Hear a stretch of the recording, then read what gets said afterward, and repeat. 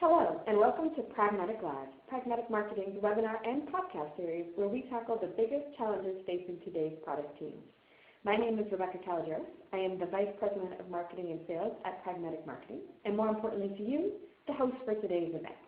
Before we get started, a couple of housekeeping items. First, a recording of this webinar and a copy of the slides will be available afterwards. You'll be able to access them by the end of the day at pragmaticmarketing.com/live. Second, questions. We love questions. If you look to the left of your screen, you'll see a chat box. Feel free to enter any and all questions you have in that box, and we'll work hard to get through as many of those as we can throughout the presentation. Now, many of you are already familiar with Pragmatic Marketing, but for those of you not aware of us until today, welcome to the family. Pragmatic Marketing specializes in training companies and product teams on how to be truly market-driven. We provide techniques for listening to the market and gathering market facts, and then using those facts to shape strategies and drive execution. And we've been doing this and doing it quite successfully for over 20 years. Today's topic is one near and dear to all of our hearts and our wallets, profitability. And as important as how we turn a profit without turning off customers.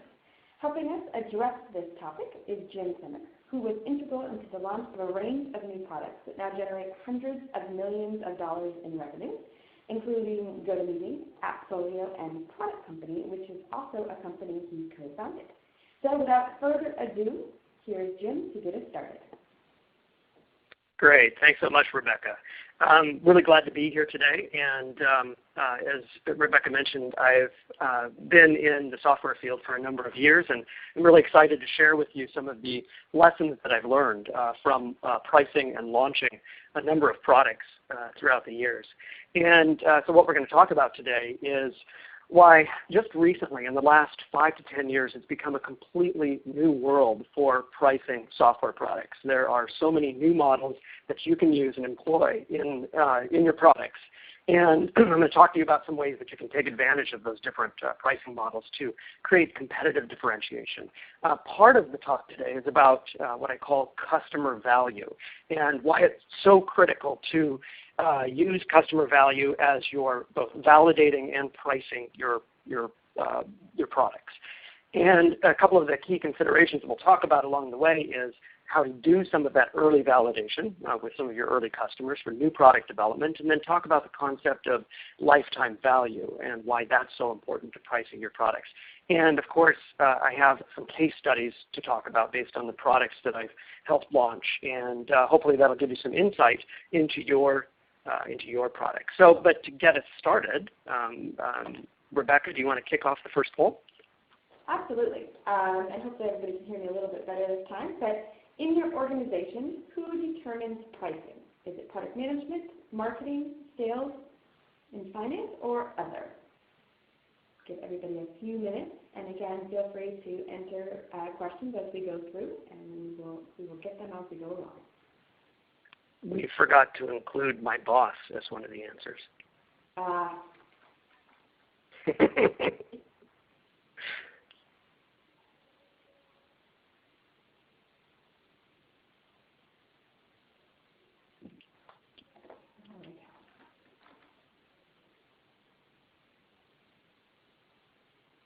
right, so we have just about everybody voted. Great. These results are interesting. And Jim, it appears that people are not really able to hear me, so I think it might be best going forward if you read the post questions. Sure, that sounds fine.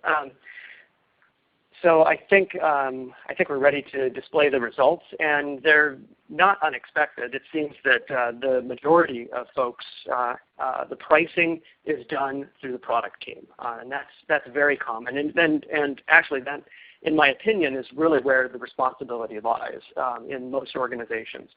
In some organizations, it might be the marketing department that's given some of the parameters, and then they determine the final pricing, or sales and finance determine the final pricing. And that often will depend on which or what type of product that you're launching. Obviously, if you're doing some really high-end enterprise sales, more of that pricing might fall into the sales and finance arena.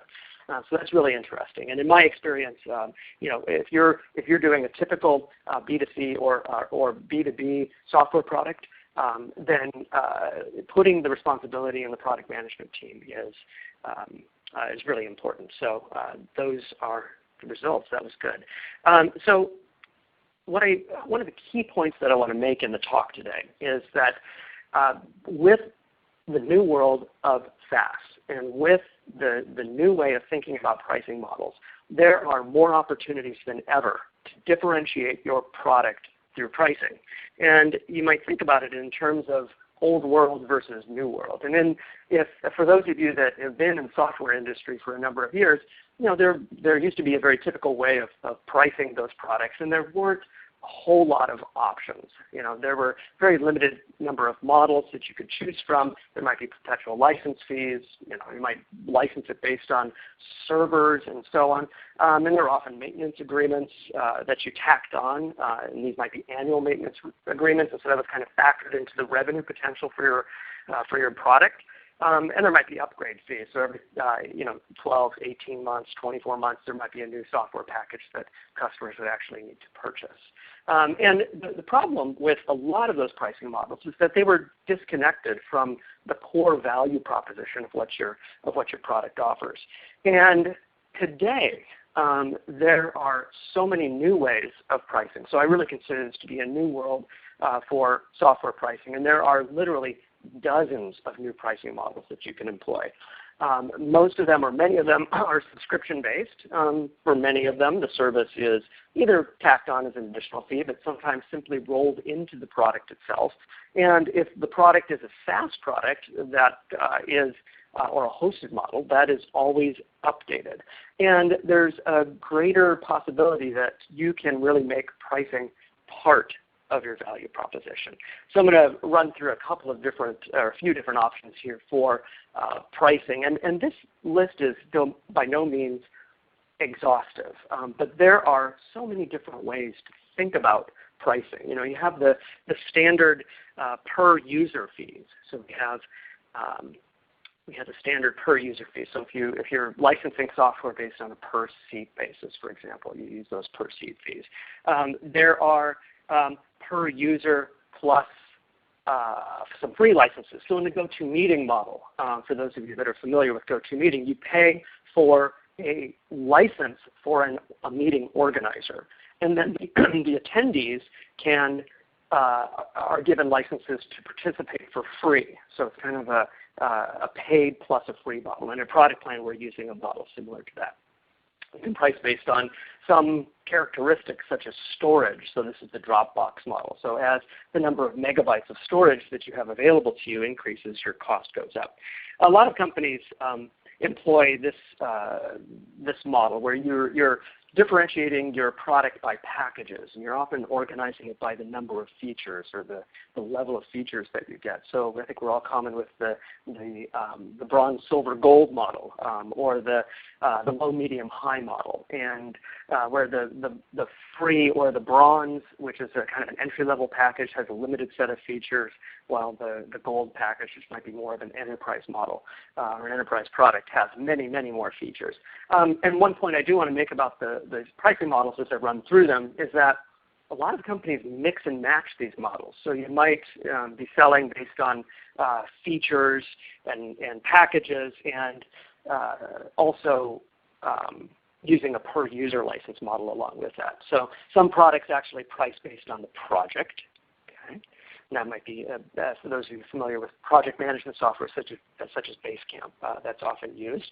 And AppFolio, a company that I'm familiar with, actually prices per item in the database. And AppFolio's model, and I'll go into this in more detail, it's per residential unit that's under management. And I'll go into what that means a little bit later. A lot of companies use the freemium model, and those of you that are familiar with LinkedIn, that's a very common model. Some use this data processing time. So Amazon Web Services, for example, uses that model. Per node is very similar. So you're pricing based on a per server basis. And then some companies use a per visitor or traffic basis. And then the open source model is really interesting, where the software is essentially given away for free and the software is monetized with professional services. Professional services, training, engineering support, and so on. So that's an interesting model often used by open source companies. Advertising model, I think many of you are familiar with that. And then there's the final one that I have here is the broker model, which is kind of the Airbnb model of, we'll, in a marketplace, we'll connect buyer and seller, and then we'll take a percentage of that together. So I would love to hear some questions along the way, and in fact, I'm seeing a number of questions coming in, and what I'd like to do is answer some of those. So let me. And Jim, I would, and I think I've solved my sound problem, so I apologize for that. But one of the questions, which I think is a great one for right now too, is are these models applicable even with on-premise software not typically sold by subscription? Yes, absolutely. So some of the models here are the web-based model makes it very easy to track whatever characteristic you want to track. So whether it's the number of items in the database or so on. But absolutely, with the on-premise model, you can completely connect your pricing and be able to track whatever characteristic you want to track using an on-premise model as well. And I think the point that I want to make here is that the actual model that you choose is really secondary. What you really want to focus on is making sure to connect the pricing model with some customer benefit or customer value that they're getting out of the software. And I'll go into some examples of that a little bit later. So that's a great question. And Rebecca, is there another question, or should I? Let's grab one more before we move on, and then some of these others I think will have great homes later on. But from Lynn, are you seeing freemium being successful outside of social companies? Well, that's a really good question. So the freemium model is a tricky one because you have a lot of companies that believe that they're going to employ a freemium model and then upsell a certain percentage of customers to a paid or higher level subscription. And so the answer is yes, a lot of companies employ this successfully. So for example, Basecamp. That might be a good example. It's not a social company. It is a project management software company, and they actually have a free package that you can use, and then they move you to higher level packages. Just within the last couple of years, they've now kind of deprecated their free package. You can still find it on the website, but it's actually a little bit hard to find. But the freemium is very tricky because the reason that social media companies like LinkedIn are so successful is because they have such an amazing and immense size of audience that they can appeal to. So it's only in certain circumstances that freemium makes sense. First, you need to have an addressable market size that is huge. And the second thing you need to do is bring down your cost of acquisition low enough so that freemium makes sense, because freemium doesn't necessarily, well, it's free to the consumer or the subscriber. It's not free to you to acquire that subscriber. And so only in certain circumstances do those metrics work out, do the numbers work out to make a freemium a successful model. So that's a great question. And you did mention kind of pricing on the web a little bit, and we did have a question from Serge about that in terms of should pricing be displayed on the website of the company? How bad is it to give pricing to the customer only relatively late in the sales cycle? Yeah, that really is it depends question. It really depends on the product that you're offering. If your product is being sold over the web and you have an online acquisition model, my personal belief is that transparency is key. Your buyers really want to understand at the very beginning what this is going to cost. But if, let's say, for example, that you have a very high-touch field sales operation and you're selling really large enterprise deals, well, publishing your pricing then probably isn't going to benefit you or the customer much, because most likely in those situations it's highly customized and enterprise customers such as those will want to negotiate. It's expected that they're going to negotiate. And so then the pricing really doesn't matter. So in my personal belief that is in general, yes, publish your pricing. But if you're working with a product that is a very high touch, high sales effort, configurable product, then it probably doesn't do much good. Okay, great. So I have a few thoughts based on experience about how to discover the best pricing model. And pricing is particularly tricky because if you haven't yet launched your product, if you haven't yet built your product, which is I have had the fortunate experience of being involved extremely early on with products that were at the conceptual stage. So it's very hard to validate pricing before you actually have a product to present, but it is possible.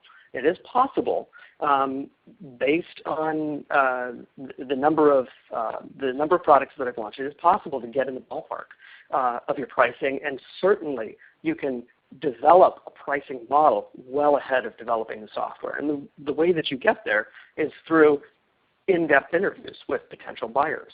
For a lot of these products, you can, with a relatively low number of interviews, somewhere between the range of 24 to 50 interviews with potential buyers, you can begin to narrow in on a very compelling pricing range and a compelling pricing model.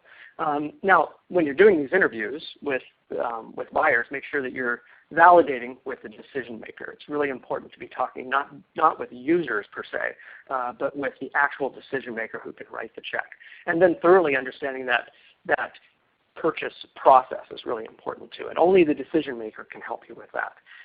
Making sure to ask open-ended questions during your interviews. Understanding the job to be done. For those of you that are familiar with the jobs to be done process, it's really important to understand that at the end of the day, what does that buyer hope to accomplish?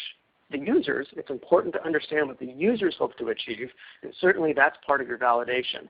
But the buyer and what they hope to achieve is very important. And then understanding both the pains that you're relieving and the gains that the customer will make is very important. And I'll go into that a little bit more when we talk about customer value. So the goal of these interviews is really to discover how you can align pricing with customer value. Okay.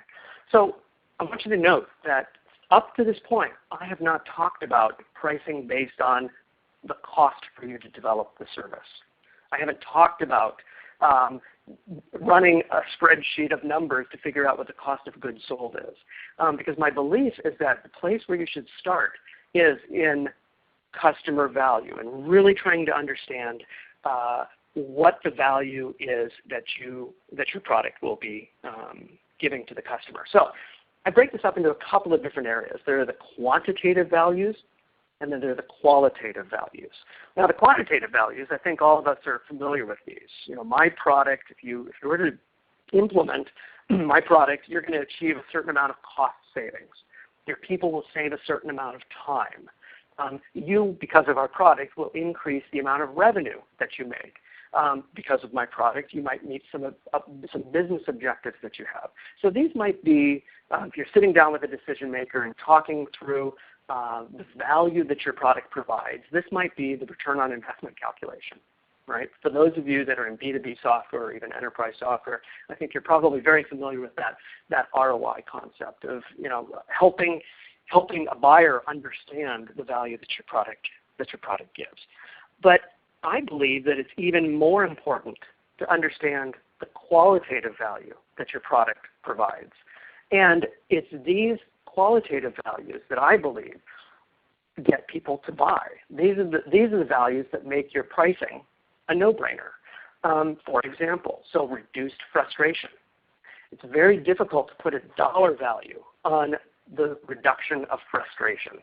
It's also very difficult to put a dollar value on lifestyle benefits, or helping people sleep better at night because their risk has been reduced, or helping people look good within the organization because they did a good job. And so you're giving that sort of social benefit. So it's very hard to put a dollar value on this, but it's these things that you're discovering in your interviews with potential buyers that will make it clear or clearer what your pricing model is. And I definitely will be going into some examples here in a bit. But before I do that, let me pause for a second and see if there are any questions about either that quantitative value or qualitative value. There are indeed. So we have a question from Gina. Can you give some examples of what you would ask a buyer to understand pains to be solved, gains to customer, the job to be done? Yeah, absolutely. So what I like to do is when I'm validating a potential product, the validation has very little to do with the actual product features. It has more to do with understanding first customer pain or customer problems. So that's really trying to understand the day in the life of the buyer or the customer or the user.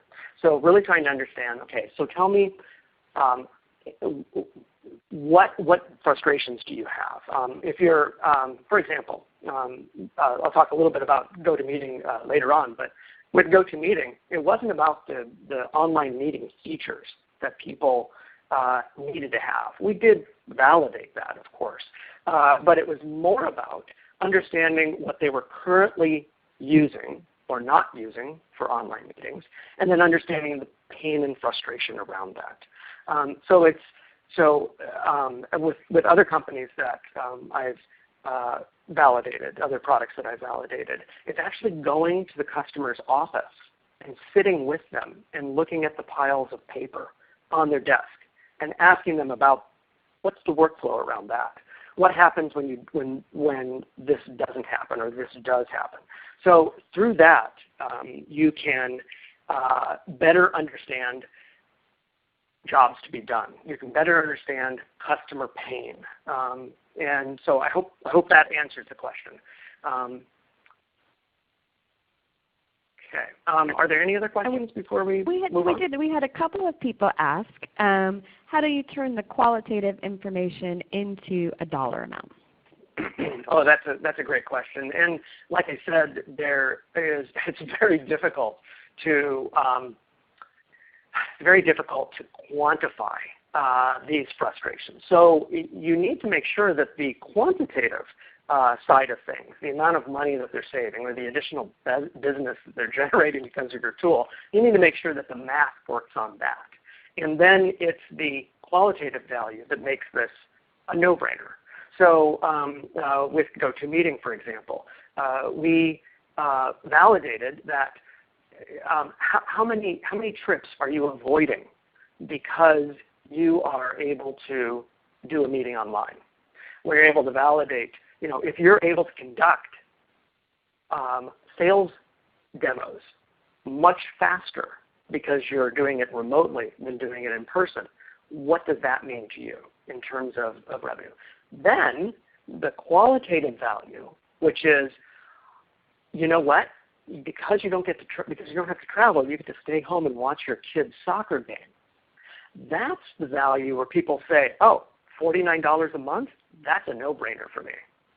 Okay, so while it's very difficult to quantify that and turn that into a dollar amount, it makes the sales proposition so much easier, if that makes sense.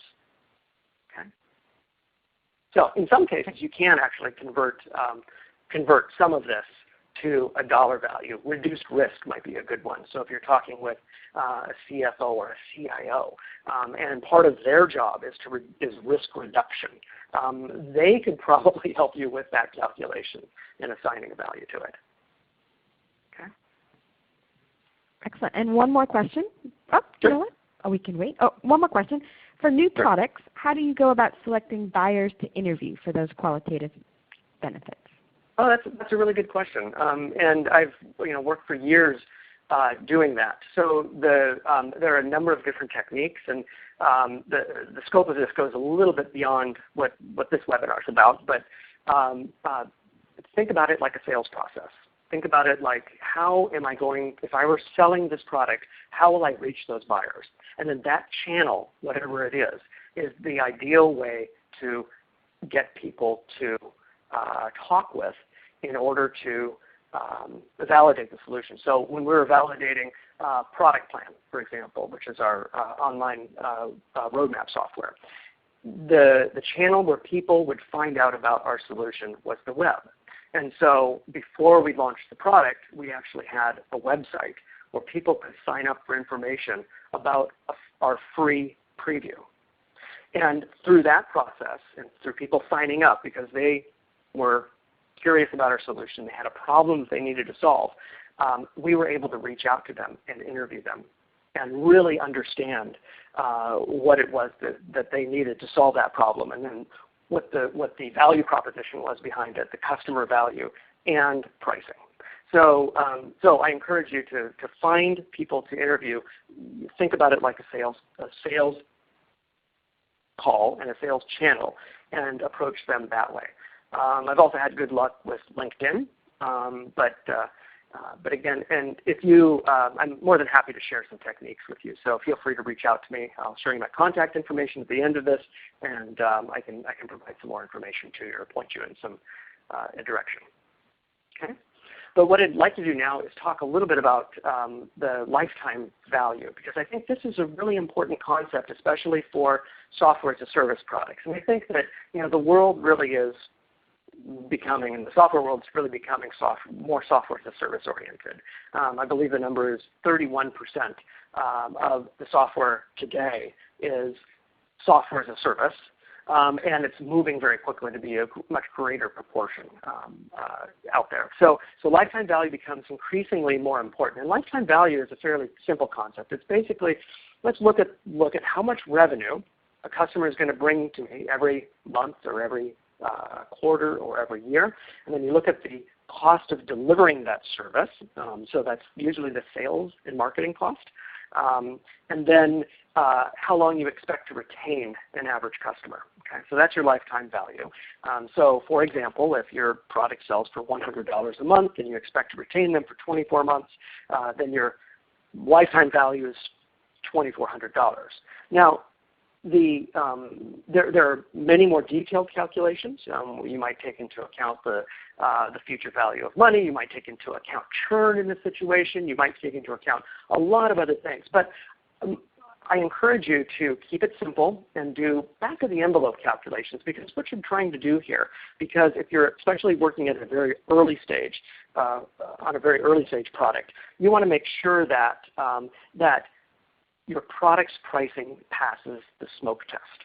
Okay? So you need to just think through these metrics before you actually launch the product and decide a final pricing model.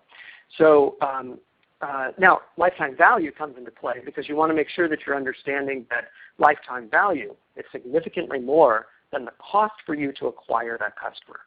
I already mentioned that with LinkedIn, there's a cost for acquiring every free subscriber. There's a cost. There's an advertising cost and so on in order to get you in the door to sign up for LinkedIn. And with companies like LinkedIn and so on, they need to make sure that the lifetime value of that customer is significantly more than the cost to acquire that customer. Now, successful SaaS companies, that number, the lifetime value number is between 3 to 5 times greater than the cost to acquire the customer. So with back-of-the-envelope calculations, as you're doing your interviews, as you're coming up and brainstorming different pricing models, this is very important to consider. All right.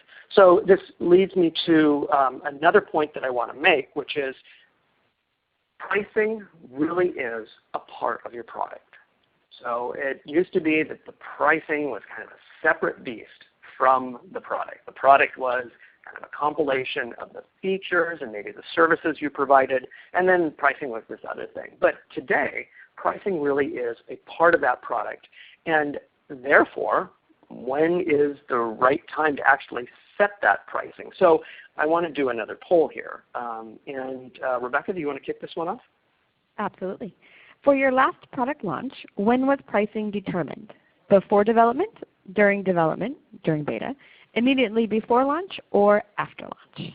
And as we wait for people to respond, Jim, I think a great question just to kind of end off that last section was, how can I estimate lifetime value if I don't yet have a customer for my product? Yeah, that's a great question, and it's challenging because you don't actually know what your final price is, and you have no idea how many months they're going to be with you. So I would encourage you to do a couple of different things. I would look for analogies. Look for companies that are either in your space or analogous to your space. Because they often will have indications about lifetime value. Now, especially if those analogous companies are public companies, you're able to extract a lot of information about lifetime value, and sometimes they state it explicitly in their filings. So, I would go that angle. So you can do secondary research in order to figure out what other companies are doing. The second route that I would take with you is in speaking with the prospects themselves. You can find out when was the last time they changed out their software. Okay? So you can find out what their typical process is for software adoption, and then extrapolate some information from that. So for example, with Appfolio, which the first product was property management software. Through the early interviews, we were able to understand that the management software that they were using, it was a very infrequent switch out. So once they made the switch, they were with us. They would be with us for years, and then so we could understand that it's not a 24-month situation; it's many, many more months than that. So, so you can, through secondary research and through primary qualitative interviews that you have with your customers, make some pretty good estimates about lifetime value. Now, for those of you that have really early stage, if you have an early stage product and you are generating revenue from it, there are some calculations that you can do by understanding your churn that will actually deliver to you, that will show you the lifetime value before you've reached the end of that period. So if you're in that situation where you have an early stage product, you still don't know what lifetime value is, go online. Look up SaaS metrics for lifetime value, and you should be able to find a calculation you can use that factors in churn to give you the actual number of months or years that your customer will be with you. Okay, good. And then, actually, we have one set of a couple of people have asked some clarification questions in regards to the cost of delivering the service to customers each period. Does that include development or just sales and marketing? No, typically it includes just sales and marketing, but I've seen other calculations that include development. So, the lifetime value is important when you're thinking about whether you have a scalable acquisition model. So the cost to develop the product is often the same for 1 customer, 100 customers, or 1,000 customers. And so so what you're really concerned about, though, is how much does it cost for me to acquire 1 additional customer through sales and marketing, and then is that profitable? Does that make sense? So that's really where the point that I was making about cost of acquisition and lifetime value is not trying to factor in the cost of goods sold, the underlying development cost, but the fact, do I have a pricing model that will scale as I move from 1,000 to 10,000 and so on customers? Okay? Because if the numbers don't work right for that one additional customer, then you could potentially have a product fail. Okay? So these are really interesting numbers, and I see that so many of you, about 20%, priced your last product before development, and for those of you that answer that, congratulations. I think that is fantastic. Now, it doesn't mean that you stuck with that pricing. So I think that one of the points that I do want to make is that pricing doesn't have to be this set thing. You can evolve pricing, and there are so many tools available to you now to do A/B tests with pricing. But if setting it before development and at least having a general idea of the model and the general pricing range, I think you're going to be much better off than waiting until a beta period when you suddenly discover that when push comes to shove, people are not willing to write the check for you. But that's very common. Most, I've been involved with products like that where the pricing, because it's one of those hairy decisions, often will wait until right before launch. So it looks like about 45% did it during development, and then about 30% did it immediately before launch, and a percentage after launch. So those are really interesting results. And in fact, this is, that's right there, some really interesting information about the way that product management and product marketing managers think about pricing. It's often it could be based on corporate culture and what you're required to do, but this is really interesting. So I'm going to move on to, for the sake of time, I'm going to move on to my next point, and then we'll pause for some questions. So I do want to make the point that the typical way the place the pricing decisions are made are really towards the end. That's very common. And the results that we saw here, I think, reiterated that. So, the very typical launch plan that people have is, you do your market validation, your product requirements, you do your go-to-market plan while development's happening, and then while development's happening, you're setting your price somewhere around, either right before alpha or somewhere around there. But really moving it to the market validation stage, and certainly fine-tuning it along the way, is really a much better way of doing that. And the products where we put a heavy emphasis on the customer value, and the pricing very early on, those turned out to be very successful products because we did far fewer pivots.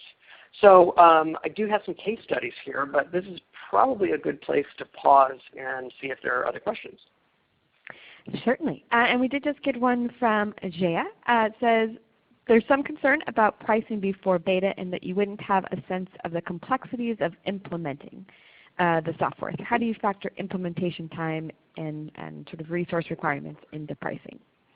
Yeah, that's a really good question. And certainly your costs are an important factor for pricing. The amount of money that it takes for you to develop, implement, and service the product ongoing is an important factor. In my experience, though, customers don't really care about your cost. Customers don't care about the cost for you to develop the software or implement the software. And so if you're thinking about this from the customer's perspective, that really is not factored into the calculation, because in their heads, the calculation is, what am I getting in hard dollar returns for time saved and money saved and revenue generated, and what am I getting in terms of qualitative values? Like, is my life easier because of your software? So if you think about it, if you spin it a little bit and think about from the customer's perspective, that implementation cost doesn't get factored in. Now, the reality is that absolutely you do have to factor it in. The way that you can do that is that you come up with a pricing model that makes sense, and then you do your back of the envelope calculations for, and maybe factoring in a little bit of extra for the implementation costs. So part of market validation is really understanding how you would do the implementation. Okay? So companies that I've been involved with where there was a switch out of software, you can get a good feel for implementation costs by their previous experience with the previous software. So that might be a good analogy for you. So good. Another question before we move on to case studies? Absolutely. Someone wanted to talk a little bit about how do you test pricing levels? Do you ask prospects if they would buy at that price point, and how do you kind of validate the actual price? Yeah, that's a really great question, because this one is really tricky because there is an incredible amount of bias that happens during these qualitative interviews. And people are people who want to please, and you could, unless you're asking the right questions in the right way, you may be getting false positives. So if somebody says to you, I'm very excited about this product, I love it, well, you need to validate first, in a deeper way, why they love it. and why they're excited. And the same thing goes with pricing. So you could be, what I've typically done is start floating trial balloons around different pricing models. So those trial balloons are based on what I understand the customer situation to be and the value that they would get about the product. So for example, with AppFolio, that was done on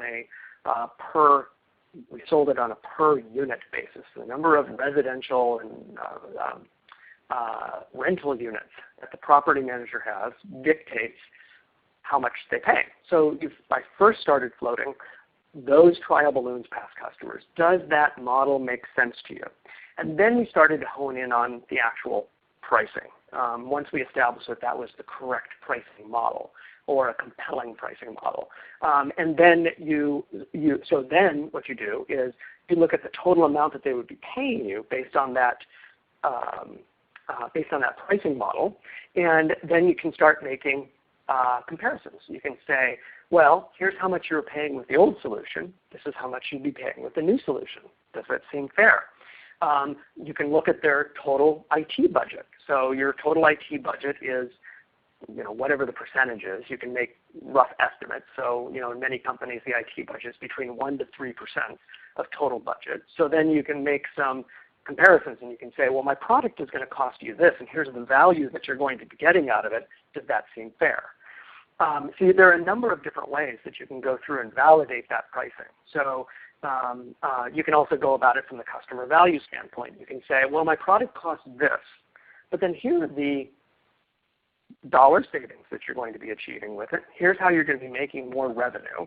Here is this soft value or this qualitative value of you being able to sleep better at night.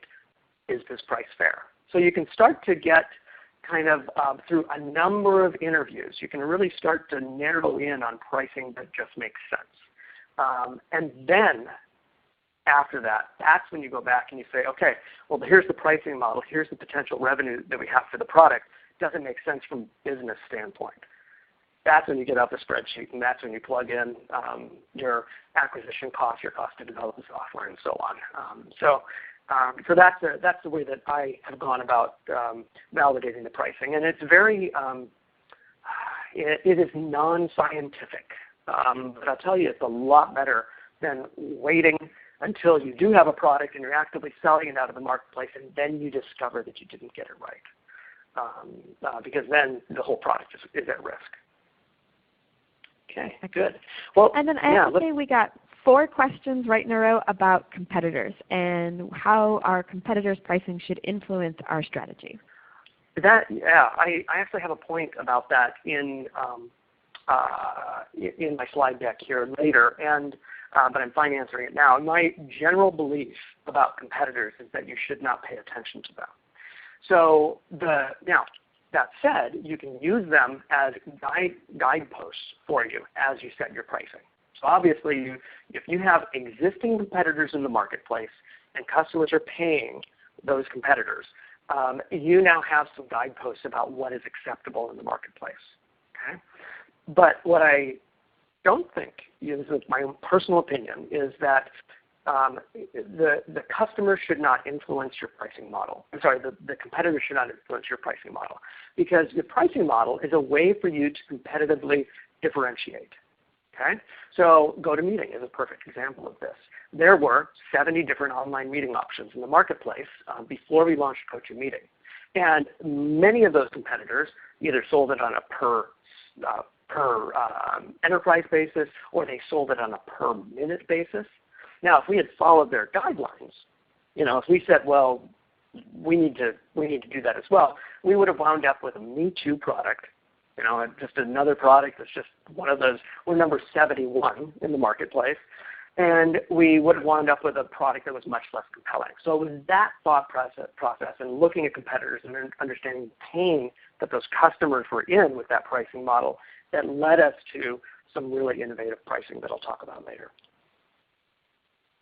So, but I do want to talk first about AppFolio. This is a B2B SaaS company. And one of the products, and the first product, was AppFolio Property Manager, which was and is a property management software product. So if you're a residential, if you're a property manager and you manage, let's say, 500 units, you're a decent-sized property manager, but the software that you were using is maybe not particularly easy to use. It was often priced on a per-seat basis. So we would hear customer pain about, they would buy 5 seats of the software, of the competitor's software, in order to manage their rental units, but they have 10 people in the office.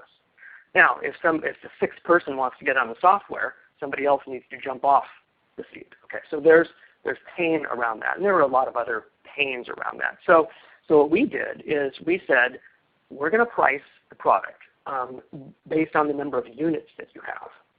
Okay, so let's keep it really simple. It's $1 per unit per month, which means that if you're managing 500 rental units, you're paying $500 a month. And we're going to make it super easy for you. We're going to roll in service into that fee. So now the calculation for the customer is really easy to understand when compared with some very complicated pricing sheets that our customers had. That our competitors had. So it was very hard for customers to look at those pricing sheets and really understand what they would be paying. So the other thing about that pricing model was that it really resonated with customers. It was easy to understand, and they got it. And they got immediately that, well, I'm only going to pay AppFolio more as my business grows. So as I add apartment units to my portfolio, that's when I pay AppFolio more, not some arbitrary thing that's disconnected from the success of my business. So that pricing model just made sense. And so based on that, we went back and said, okay, well, we can form a business around this. We can actually make a profitable business, and then there are additional revenue opportunities through value-added services that the property manager would buy, such as online screening and online payments and so on. So that's a little bit about the AppFolio model. Now, I've already talked a little bit about the GoToMeeting model, but as I mentioned, the competitors in the marketplace were pricing it based on a lot of different factors. For example, per minute pricing. And so what we developed was an all-you-can-use model. We called it all-you-can-meet. And it's really unlimited meetings for one price per month, and no overage charges, which was very common at the time. And the quantitative value that we validated was, you're going to be getting some cost savings because you're not traveling as much. You're not spending time driving to meetings. So that is very quantifiable.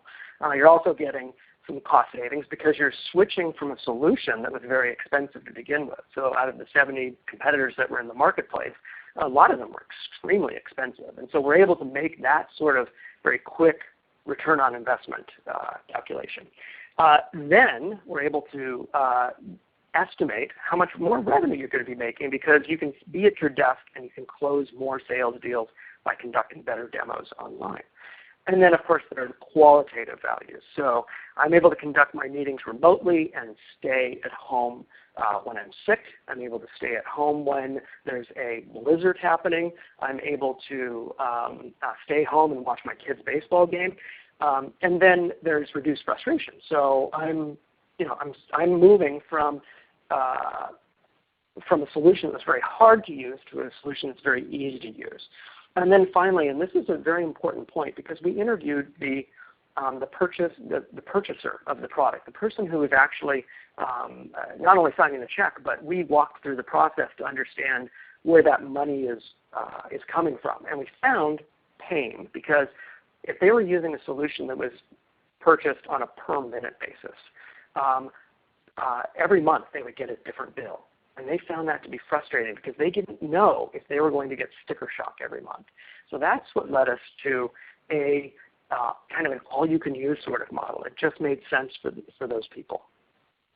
Okay, and then my final case study is ProductPlan. That's our current product, which is product roadmap software. And what our customers wanted, this is through our early interviews, we discovered that they wanted just simple and fair pricing. Product roadmaps they weren't documents that people wanted to keep close to the vest. They wanted to share their roadmaps widely throughout the organization with the customer support team. They wanted to share it with the marketing team. They wanted to share it to some extent with sales. So they wanted to share those roadmaps widely. And they also wanted to not pay a lot up front. They wanted to have pricing that was fair, that correlated to the size of their product and or marketing team. So what we developed was an unlimited use model. So we said, you know what, we're just going to keep it super easy. You can use our product and create unlimited number of roadmaps, and the only people that pay for a license are the people that are actually editing the roadmaps. So that when you distribute it widely as you want to sales, marketing, support, operations, and so on, that doesn't cost you anymore. So now we're aligning our pricing with what the customers want to do. And we also made it simple in that we didn't have a bunch of different packages. If you buy our product, you're getting a full-featured package, and the only thing that makes a difference is how many editors, which equate to product managers, which equates to the size of the organization. That's what matters. So the customer value is that it's easy to understand, easy to buy, widely shared, and in our own interest, when product roadmaps through ProductPlan are shared throughout an organization, we get more paid licenses because then the marketing department sees it and says, oh, we want our own solution for road mapping, for product launch plans. Operations and IT sees it, and then they want their own packages. So it's a little bit self-serving, but in this case, this pricing model works out very well for us. Okay, good. And I think I just want to leave us with a couple of thoughts about pricing, and I've already mentioned that customers don't care about your costs. So your costs absolutely are important to making sure that you have a business model that works, but customers don't think about it that way. Don't be tempted by your competitors. Think about new ways of doing it because you can stand out in the marketplace by developing a pricing model that's different. And then, today, just in the last 5 years or so, there are so many amazing tools in the marketplace for customer analytics, for A/B testing, and so on. So take advantage of those tools to test out pricing. And even after you've launched the product, test as much as you can. And then keep in mind that the sales model that you choose influences pricing. So if you have a field sales model, which is very expensive, and you're selling your product for $50 a month, okay, those numbers aren't going to work out for you.